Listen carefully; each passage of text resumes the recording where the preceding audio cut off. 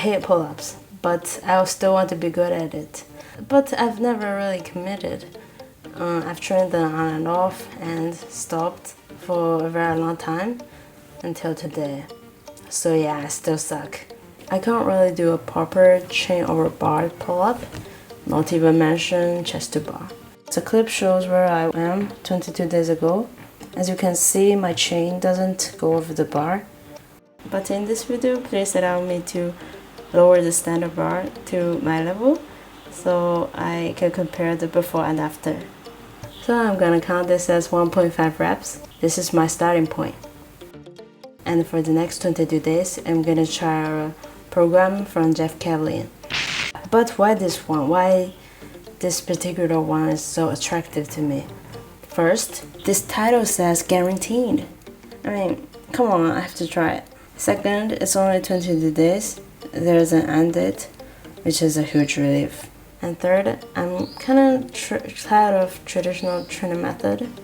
Jeff's way is based on max reps, and this film's different to me. I want to add some freshness to my training. Also, it's a great excuse to avoid stuff I don't like. Here's how Jeff's program works. The whole program is 22 days, 5 blocks plus 2 test days. Each block has 4 days, 1 test day and 3 non-testing days. On day 1, you test max deadhand, max inverted row, then you record the numbers. On day 2, you do assisted pull-ups for half of your max and inverted rows. Do this for max reps plus 40% more. On day 3, you do eccentric pull-ups, half of max, and inverted row, 15% more. On day 4, you do hollow rocks. Hold this for as long as you can. And inverted row, 60% more. This is one block, then you just repeat. So to simplify, the main difference is on the non-testing days.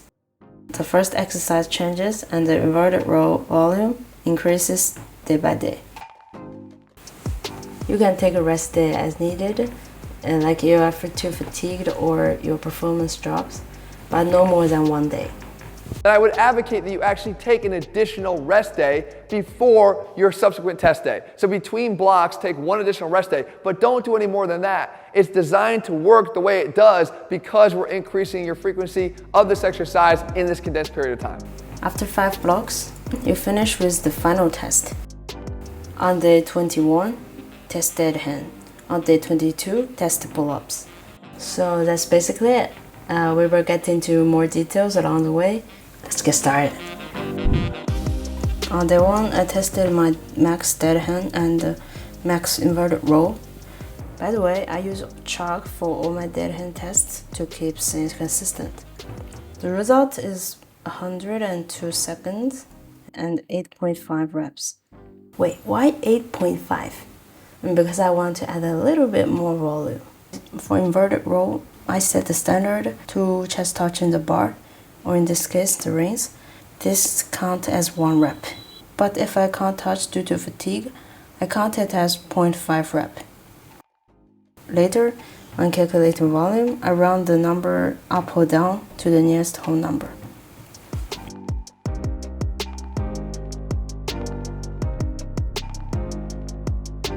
And move on to the first non-testing day, day 2. I did 4 assisted pull-ups and 11 rows. I didn't do everything in one go. I stopped 2 reps shy of failure. So it's totally fine if you could do a couple and then you rest and you go back and do a couple more and you rest and you go back and you do your final one. You do these in rest pause fashion, always making sure to stop before reaching failure. And because I can rest in between and the volume isn't that high, I don't feel very fatigued for almost every session during these 22 days. Overall, it's not hard, both physically and mentally. Each session, it takes 10-15 minutes, and pretty good if you are a busy person. Day 3 and day 4, same idea. The first exercise changes and the row volume increases. Hit the numbers, move on. So far, this is 1 block. Just repeat like this for 20 days. By day 20, all 5 blocks are done. 2 test days left. Here's my progress chart. Look at that.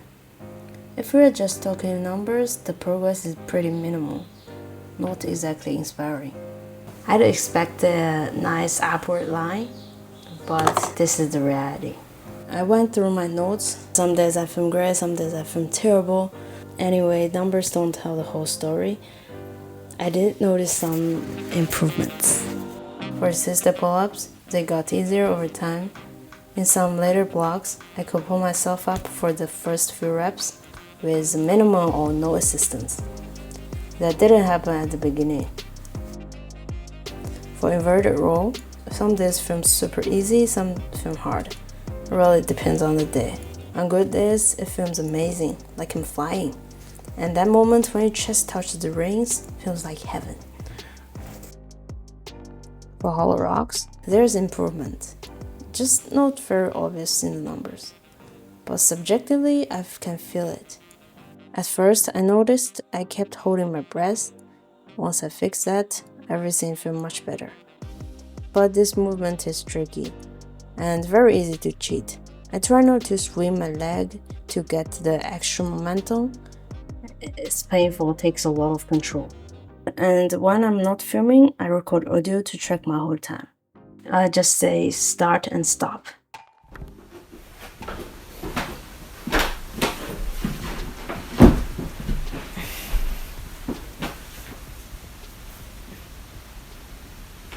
开始。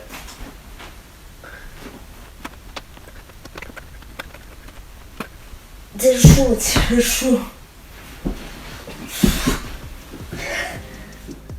You can literally hear the comfortableness. And why is core training included in this pull-up program? Jeff gave us his answer. And we're also going to focus on two areas that a lot of people tend to forget to do when trying to increase their pull-ups, and that is your grip and, of course, your ab strength. Look, one of the hardest things to do is to simply hang on a bar, and even if you can do that, is to be able to hang on a bar with stability, without rocking. The more of that rocking you do, the less stability you have, the more difficult pull-ups become. But if we can get those things down, we're going to make these things a lot easier. So for pull-ups and these variations and dead hands, Jeff recommended us to make a hollow body. So hollow rocks is included as accessory work. But to be honest, I don't really follow that. I only kept the hollow body for dead hands, but for pull-ups I didn't. I feel like I should mention this. Now we are at day 21 and 22. Day 21 test dead hand, day 22 test pull-up.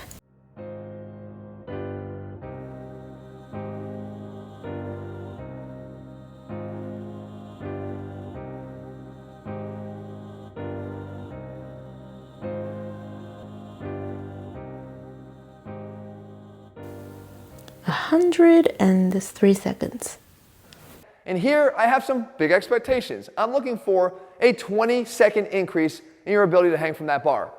Sorry I let you down, Jeff. I didn't manage to add 20 seconds. And for some reason you don't get the full 20 seconds, don't be discouraged. I guarantee you're going to see an increase regardless.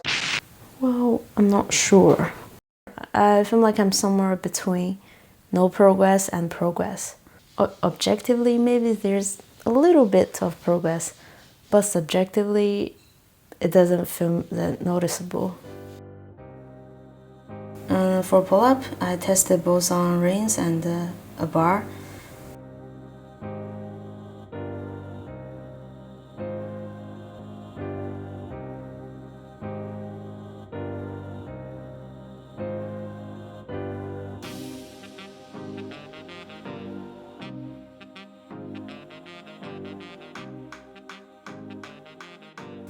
The results were pretty similar. Well, I will count it as 2.5 reps. The first rep is much easier. The pulling feel much lighter than before. And the second one got much heavier. And my feet definitely try to help. So what do I think about this program? There are things I like and things I don't. First, it's easy to stick with. Short sessions, not exhausting. You don't feel destroyed the next day. Second, you test your max every 3 days. This is very good for tracking progress. And the volume is based on your rep max, so you don't have to think about progress overload. You just show up and do the work, low friction. And what I don't like is Jeff is a big vague about the details, so everyone have to define their own standards. And he didn't give us a specific tempo and standards, so everyone will do differently. I think this can largely affect the results, especially for eccentrics. The lowering phase really changes the difficulty. And assisted pull-up are easy to cheat that lead to not training hard enough. And everyone can do inverted row fast and slow, chest to bar or not. And hollow rocks, bringing hand and leg closer or far can make a big difference. Overall, I like this program. Although I didn't hit the number mentioned in the video, which is 3 pull-ups, but considering the effort I actually put in, the result seems fair. It gives me a new perspective on training and add something new to my toolbox. Thank you, Jeff.